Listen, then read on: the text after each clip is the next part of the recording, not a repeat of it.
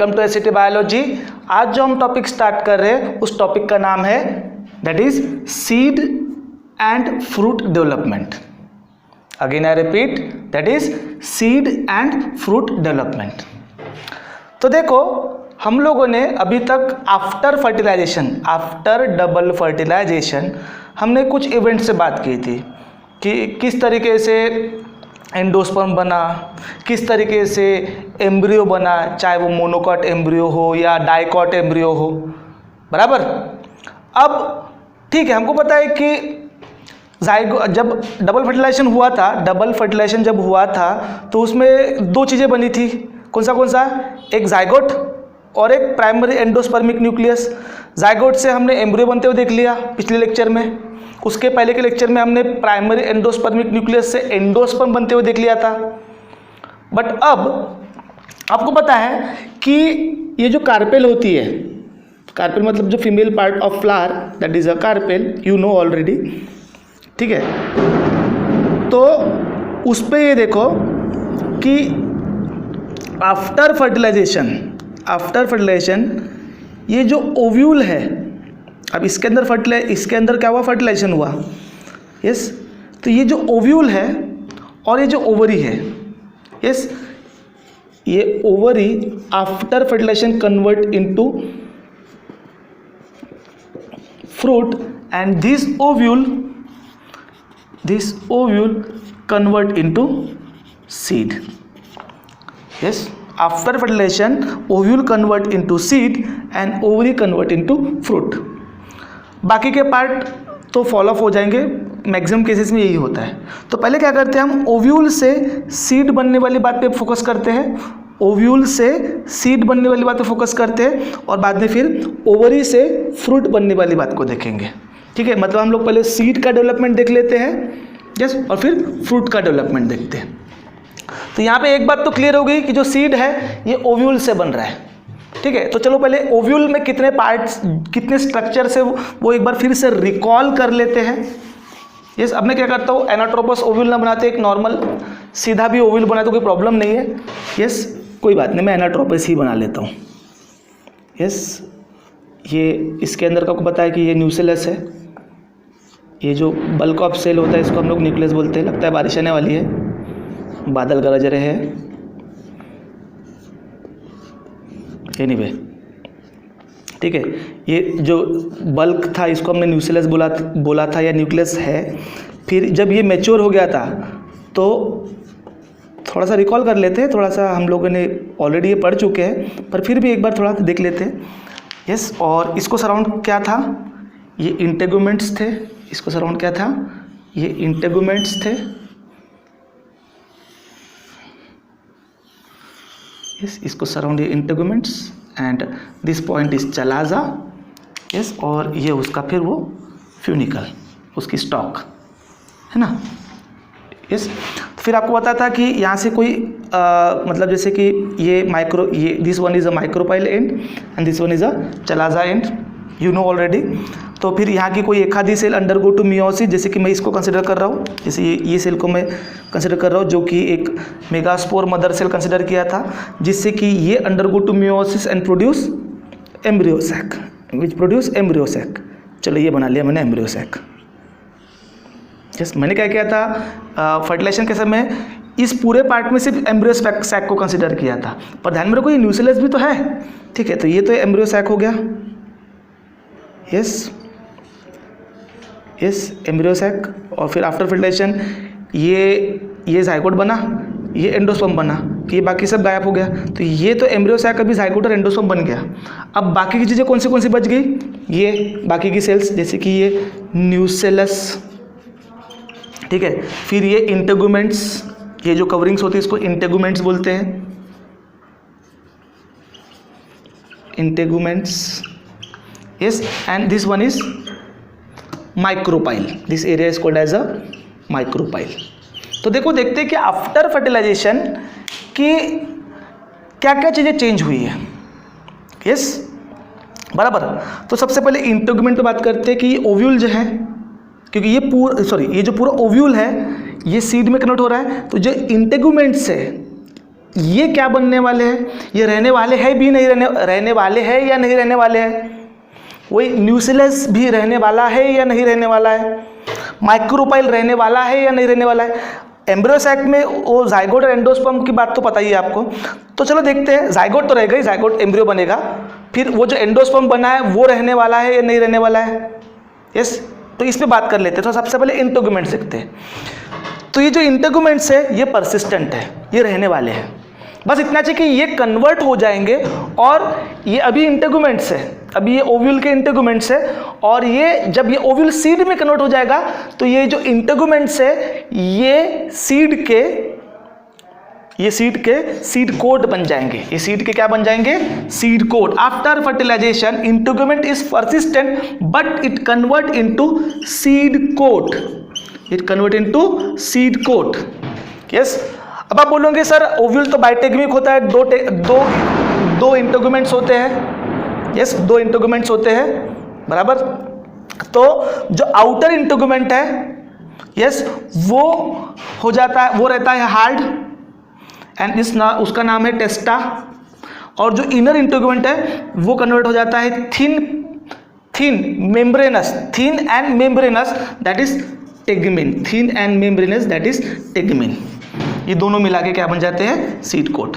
अब आप बोलोगे सर हमने तो किसी भी सीड का जब छिलका निकाला तो एक ही छिलका दिखता है, हमको दो छिलके तो कभी दिखे नहीं। बेसिक एग्जांपल आप ग्राउंडनट के सीड का एग्जांपल ले लो, या ग्राम मतलब चने का सीड का एग्जांपल ले लो। तो मैंने बोला ना कि outer is thick and resistant and inner is thin and membranes. तो जब आउटर वाला जब निकालते हो तो उसके साथ भी इनर वाला निकल ही जाता है, उसकी इनर लेयर पे वो इनर वाला होता है। यस, वो क्योंकि बहुत थिन और मेम्ब्रेनस है, इस कारण से वो आपको नियर अबाउट दिखता ही नहीं है, क्योंकि वो एक लेयर, एक सीड कोट के साथ ही दूसरा निकल जाता है, इसलिए आपको दो सीड कोट कभी नहीं दिखते। पर आप बोल तो दो रहे हो। यस, तो इनर वाला जो है टेगमेन, जो है इनर वाला जो टेगमेन है वो कैसा है, थिन एंड मेम्ब्रेनस। तो ये तो बात हो गई इंटेगुमेंट्स की। फिर बात करते हैं न्यूक्लियस की।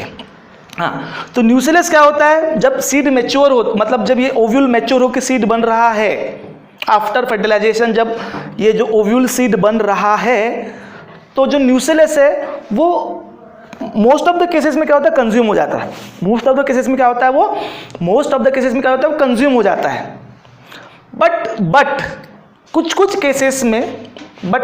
केसेस में वो परसिस्टेंट होता है, मतलब वो बच जाता है। And it is a thin and papery, and the structure of nucleus which persistent in a seed condition, that is called as a perisperm. उसको क्या बोलते हैं, पेरिस्पर्म। वैसे तो वो परसिस्टेंट नहीं होता न्यूक्लियस, वैसे तो परसिस्टेंट नहीं होता, पर अगर कुछ केसेस में अगर वो परसिस्टेंट रह गया, यस, तो it is thin and peppery, मतलब वो थिन होता है और पेपर लाइक होता है, जैसे आपका नॉर्मल जो पेपर होता है पतला सा, वैसा होता है। एंड उस स्ट्रक्चर को क्या बोलते हैं, पेरिस्पर्म। तो ये आपको कौन से एग्जांपल्स में मिल सकता, मतलब है इसके एग्जांपल, जैसे आपकी काली मिर्च मतलब ब्लैक पेपर, और बीट, जो बीट के सीड होते हैं ना, बीट रूट जो बोलते हैं, उसके जो सीड्स होते हैं ना, उसके सीड में ये न्यूक्लियस के जो मतलब न्यूक्लियस परसिस्टेंट होता है, मतलब बच जाता है, सीड वाली कंडीशन तक रहता है, जिसको हम पेरिस्पर्म बोलते हैं। हो गया। उसके बाद क्या बच गया, उसके बाद आते हैं हम लोग एंडोस्पर्म, जो एंडोस्पर्म बना है, क्योंकि इसमें यहाँ पे आपको पता है कि ये जो प्राइमरी एंडोस्पर्मिक न्यूक्लियस जो बना है, ये एंडोस्पर्म बना है। जाइगोट तो एम्ब्रियो बनेगा और बना है, पर ये जो एंडोस्पर्म है ये सीड वाली कंडीशन तक परसिस्ट हो भी सकता है और नहीं भी हो सकता, क्योंकि आपको मैंने बताया था शायद इसके पहले भी कि जो एंडोस्पर्म है ये न्यूट्रिटिव टिश्यू है। जो एंडोस्पर्म है ये क्या है, न्यूट्रिटिव टिश्यू है, जो कि डेवलपिंग एम्ब्रियो या जर्मिनेटिंग एम्ब्रियो को नरिश करता है। तो कई बार कैसा होता है कि ये डेवलपिंग एम्ब्रियो को भी नरिश किया और फिर बच गया, तो फिर जब वो एम्ब्रियो जर्मिनेट हो रहा है तब भी वो उसको नरिश कर रहा है इस इनिशियल डेवलपमेंट के दौरान। यस, पर कई बार कैसा होता है कि एम्ब्रियो के डेवलपमेंट के दौरान ये पूरा का पूरा कंज्यूम हो जाता है। यस, कई बार कैसा होता है, ये मैंने पिछले लेक्चर में भी बोला है मतलब जब एंडोस्पर्म का लेक्चर बताया था तब भी बताया था ये बात, पर फिर भी सुनो। तो फिर कई बार कैसा होता है कि ये पूरा कंज्यूम हो जाता है, तो फिर वो सीड वाली कंडीशन में नहीं बचता, तो उसी के अकॉर्डिंग फिर सीड एंडोस्पर्मिक और नॉन एंडोस्पर्मिक, एंडोस्पर्मिक और नॉन एंडोस्पर्मिक, वही दूसरी भाषा में एंडोस्पर्मिक को एल्ब्यूमिनस और नॉन एंडोस्पर्मिक को एक्स एल्ब्यूमिनस। ठीक है, फिर मैंने आपको ये भी बताया था कि ज़्यादातर केसेस में monocot seed are endospermic seed and dicot seed are non endospermic seed. फिर तुम बोलोगे सर डाइकॉट सीड में एंडोस्पर्म तो नहीं है, कैस्टर वाला केस तो है कि कैस्टर वाले केस में एंडोस्पर्म भी है और डाइकॉट भी है, पर ज़्यादातर केसेस में डाइकॉट सीड में एंडोस्पर्म नहीं है। तो फिर जब सीड जर्मिनेट होगा, जब सीड जर्मिनेट होगा तो फिर उसको न्यूट्रिटिव टिश्यू तो नहीं है, यस, क्योंकि एंडोस्पर्म तो कंज्यूम हो गया। हाँ, तो उसमें क्या होता है कि जब वो डेवलपमेंट हो रहा था, एम्ब्रियो का जब डेवलपमेंट हो रहा था, तो उसके जो कॉटिलिडॉन्स होते हैं वो फ्लैशी हो जाते हैं और उसमें वो फूड स्टोर हो जाता है। इसलिए जो आप चने की सीड की जो दाल यूज़ कर रहे हो या जो अरहर की सीड की जो दाल यूज़ कर रहे हो, वो दाल जो है, जो फ्लैप है, वो कॉटिलिडॉन्स है और वहाँ पर न्यूट्रिशन स्टोर है जो कि फिर जर्मिनेटिंग सीड के दौरान कंज्यूम होगा और वो सीड के जर्मिनेशन के समय न्यूट्रिटिव टिश्यू का काम करेगा।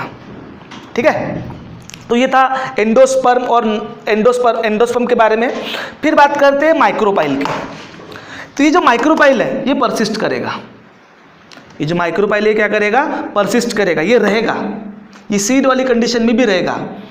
यस, जब ये ओव्यूल वाली कंडीशन में था तो ये पोलन ट्यूब को एंट्री दे रहा था, पर अब जब ये सीड वाली कंडीशन में बचेगा तो देखो अभी जो सीड कोट है ये तो वाटर इम्परमेबल होते हैं, वाटर को अंदर नहीं जाने देंगे, पर ये जो माइक्रोपाइल है यहाँ से वाटर की एंट्री होती है।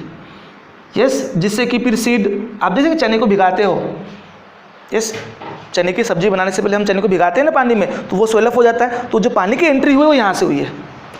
यस, फिर उसके बाद में ऑक्सीजन की एंट्री भी यहीं से होती है, क्योंकि अंदर में भी एक जिंदा एम्ब्रियो है, तो जब वो रेस्पायर करेगा तो ऑक्सीजन भी उसको यहीं से जाएगा। फिर जो रेडिकल, जब जो रूट जब वो सीड जर्मिनेट होता है तो वो स्प्राउट उसमें से बाहर निकलता है, तो रेडिकल है, तो रेडिकल जो इसमें से बाहर निकल रहा है वो भी जो माइक्रोपाइल के थ्रू ही बाहर निकलता है।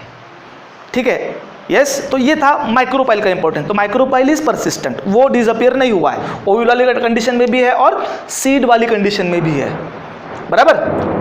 न्यूसिलस नहीं है, वैसे तो नहीं है, पर कई बार रहता भी है तो उसको पेरिस्पर्म बोलते हैं। इंटेगुमेंट्स सीड कोट में कन्वर्ट हो गए हैं और एंडोस्पर्म प्रेजेंट हो भी सकता है और नहीं भी हो सकता।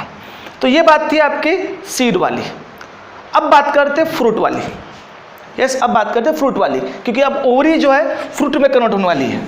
अब जो ओवरी है वो फ्रूट में कन्वर्ट होने वाली है। अब मतलब वैसे दोनों साइमल्टेनियस ही होता है, पर अगेन जो फ्रूट फॉर्मेशन है, ये जो फ्रूट फॉर्मेशन जो है, यस, बारिश हो रही है गरज गरज के, ठीक है, जो फ्रूट फॉर्मेशन जो है, ध्यान दो, ये आफ्टर फर्टिलाइजेशन ही इनिशिएट होता है।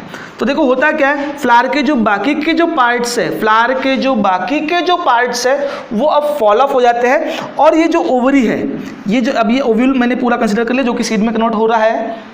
यस, तो अब ये जो ओवरी है ये एनलार्ज होना चालू होती है, और बाकी के जो वर्ल है, बाकी के जो वर्ल है, ये थैलामस के ऊपर है ना आपका पूरा फ्लावर, यस, तो बाकी के जो वर्ल है, जो कैलिक्स, करोला वगैरह, एंड्रोशियम वगैरह, ये सब फॉल ऑफ होना चालू हो जाते हैं, और ये ओवरी है ये डेवलप होके फ्रूट में कन्वर्ट हो जाती है।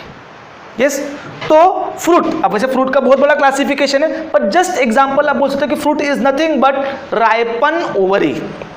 Yes, and the wall of fruit, देखो ये जो वॉल है, WALL वॉल वाली बात कर रहा हूँ मैं, तो जो वॉल ऑफ फ्रूट यहाँ से लेके यहाँ तक की जो वॉल होती है फ्रूट की, उसको बोलते हैं पेरिकार्प। उसको क्या बोलते हैं, pericarp. The fruit wall is called as a pericarp. Yes, and the pericarp is may be differentiate, may not be differentiate, ये डिफ्रेंशिएट हो भी सकती है और नहीं भी हो सकती। जैसे कि अगर हम मटर की फली की बात करते हैं, पी, उसके केस में ये वॉल डिफ्रेंशिएट नहीं हुई। मटर की फली एक फ्रूट है, आप जैसे ही उस वॉल को हटाते हो सीधा सीड मिलता है, तो ये जो वॉल है ये डिफ्रेंशिएट हो भी सकती है, नहीं भी हो सकती, पर कुछ केसेस में, कई केसेस में डिफ्रेंशिएट है, तो वो डिफ्रेंशिएट होती है 3 लेयर में। जैसे कि आम का एग्जांपल लेते हैं, एक मेच्योर आम का एग्जांपल लेते हैं, तो ध्यान दो, अभी जैसा आपने आम का सेक्शन कट किया, तो देखो ये जो मैंने ब्लू कलर से बनाया ये है फ्रूट वॉल और उसके अंदर ये सीड ब्लैक कलर से जो बनाया मैंने, तो ये 3 लेयर जो है ये फ्रूट वॉल, बराबर। तो आउटर वाली को बोलते हैं इपीकार्प, आउटर वाली को बोलते हैं इपीकार्प, जो बीच वाली जो होती है दैट इज अ मेसोकार्प, और जो इनर लेयर होती है दैट इज अ एंडोकार्प। मतलब pericarp is differentiated into outer to inner, that is epicarp, middle one is mesocarp and the inner one is endocarp, inner one is endocarp, ठीक है। Yes, मतलब आम का अगर example लेते हैं तो आम का जो छिलका होता है, जो कि जब आम कच्चा होता है तो वो हरा होता है और पकने का तो येलो हो जाता है। यस, तो छिलका हो गया इपीकार्प, फिर बीच वाला पार्ट जो आप खा रहे हो दैट इज मेसोकार्प, और जो वो हार्ड लेयर है जिसको आप फेंक देते हो, yes, that hard layer is endocarp. फिर उसको उस लेयर के बाद अंदर सीड है, ठीक है। फिर फ्रूट के बारे में एक और ऐसी बात है कि अगर फ्रूट सिर्फ ओवरी से बना हुआ है, सिर्फ ओवरी के इन्वॉल्वमेंट से अगर फ्रूट बना हुआ है तो that is a true fruit, और अगर उसके अलावा फ्लावर का दूसरा पार्ट अगर उसमें इन्वॉल्व हो रहा है, जैसे कि calyx, Corolla, androecium, gynoecium, whatever, जो भी अगर दूसरा पार्ट इन्वॉल्व हो गया तो उसको फॉल्स फ्रूट बोलते हैं, ठीक है। इवन थैलेमस भी इन्वॉल्व होता है। एप्पल के केस में जो पार्ट आप खा रहे हो थैलेमस खा रहे हो आप, ठीक है। तो वो डिफरेंशिएशन तो वैसे वो जो क्लासिफिकेशन है वो तो आपको 11th में बढ़िया सा दिया हुआ है मॉर्फोलॉजी ऑफ फ्लावरिंग प्लांट में, ठीक है। यहाँ पे हमको just reproduction point of view से देखना है फ्रूट को, ठीक है। तो दैट्स अबाउट फ्रूट, ठीक है। फिर उन लोगों ने क्या बोला, फ्रूट और सीड का इंपॉर्टेंस बताया एंजियोस्पर्म, क्योंकि देखो सीड बनना ये जिम्नोस्पर्म में कॉमन है, जिम्नोस्पर्म में भी सीड बनते हैं, पर फ्रूट ये सिर्फ एंजियोस्पर्म में बनते हैं। फ्रूट वाली बात सिर्फ एंजियोस्पर्म में है, फ्रूट वाली बात जिम्नोस्पर्म में नहीं है। सीड वाली बात जिम्नोस्पर्म और एंजियोस्पर्म में है, उसके पहले मतलब ना अलगाए में है, ना ब्रायोफाइट में, ना टेरिडोफाइट में है, बराबर।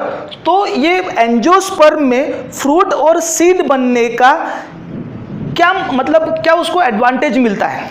तो जैसे कि पहले फ्रूट का एग्जांपल लेते हैं। फ्रूट क्या करता है, वो जो अंदर में सीड है उसको प्रोटेक्ट कर रहा है, पहला एक पॉइंट हो गया। फ्रूट जो है वो क्या कर रहा है, अंदर में जो सीड है उसके अंदर जो सीड है उसको प्रोटेक्ट कर रहा है, फिर उसको जो उसको नरिश कर रहा है, यस। फिर वो जो इमेच्योर सीड है उसको भी वो अंदर प्रोटेक्ट ही कर रहा है, इमेच्योर सीड को वो प्रोटेक्ट कर रहा है और उसको वो नरिश कर रहा है, ये फंक्शन हो गया।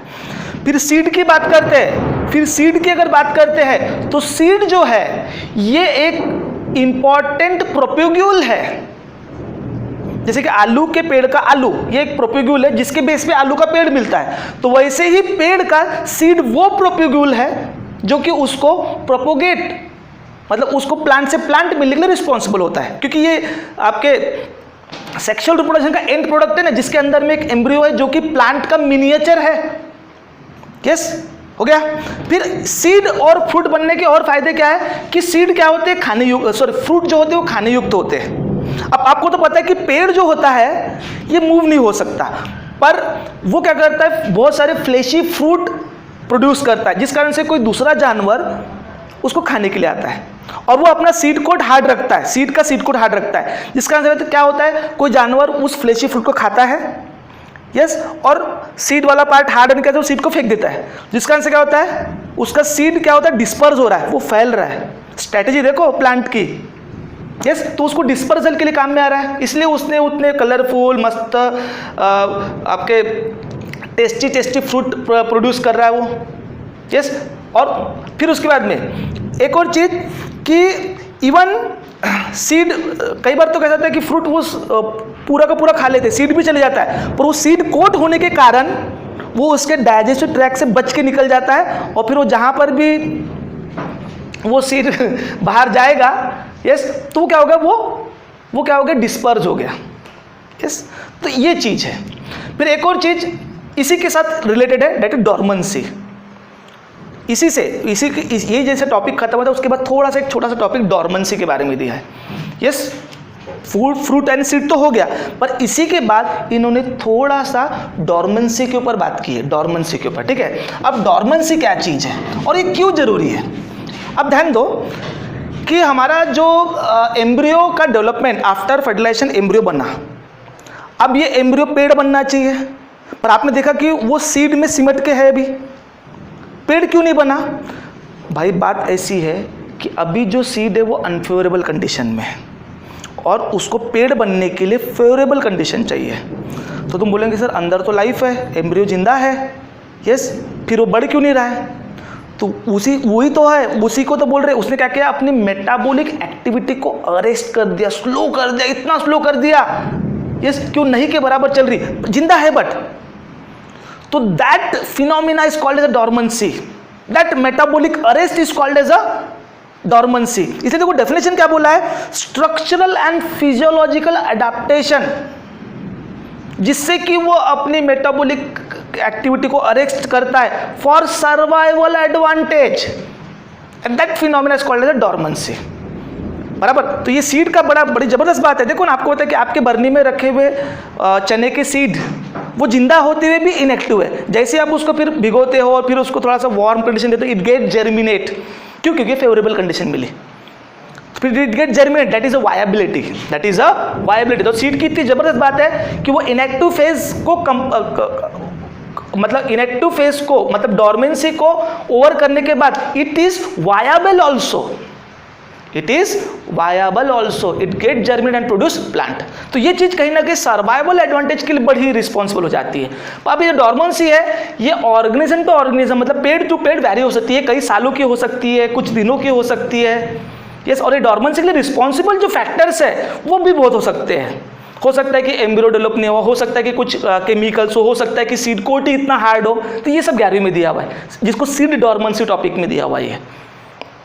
अंडरस्टैंड? यहाँ तो हमको just reproduction point of view से देखना था उसको, बराबर। तो that's about seed and fruit development. Next topic is apomixis, जो कि हम नेक्स्ट लेक्चर में देखेंगे, ठीक है।